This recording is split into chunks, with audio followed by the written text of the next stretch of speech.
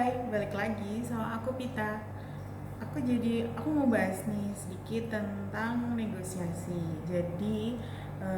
Kenapa sih bisa kita tuh butuh buat negosiasi? Karena kalau menurut aku, konflik itu nggak bisa dihindari di kehidupan kita. Jadi pasti dimanapun kita berada, pasti akan ada konflik ya.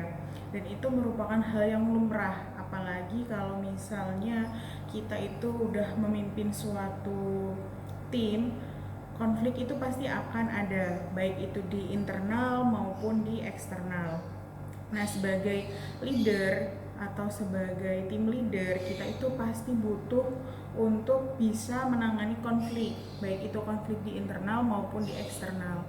Nah, salah satu cara untuk menangani konflik itu dengan melakukan negosiasi.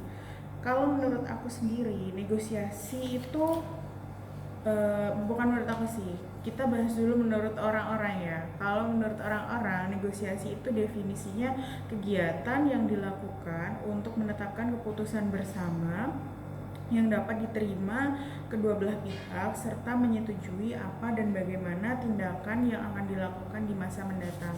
Jadi negosiasi itu hubungannya erat ya antara win-win solution. Jadi dimana semua pihak itu diuntungkan atas konflik yang terjadi. Itulah fungsinya adanya negosiasi.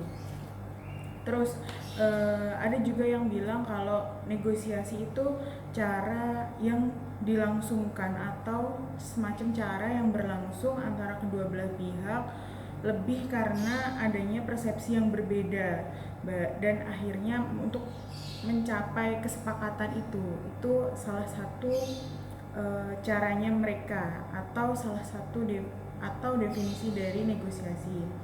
Ada juga yang bilang negosiasi itu hubungan bisnis agar mendapatkan keselarasan antara kedua belah pihak atau lebih yang bertujuan pada kepentingan yang berbeda yang mereka anggap penting. Nah gitu, jadi omongan negosiasi tadi yang disebutin sama beberapa jurnal yang aku baca itu, kalau bisa aku mau narik kesimpulan, negosiasi itu berarti adalah suatu cara di mana kita saling membawa tujuan masing-masing, tapi kita juga mau mengkomunikasikan itu, mau mau menyampaikan semua tujuan kita itu agar kita sampai di titik tengahnya gitu. Jadi untuk mencapai kesepakatan bersama itu tadi ya yang udah ada di pengertiannya negosiasi. Nah, manfaatnya apa sih negosiasi dalam kita menyelesaikan konflik? Itu ada banyak. Jadi dari sana nanti kita bisa saling pengertian nih. Jadi dari pihak A sama pihak B itu bisa saling mengerti, oh ternyata kondisinya pihak A itu seperti ini nih, kondisinya pihak B itu seperti ini.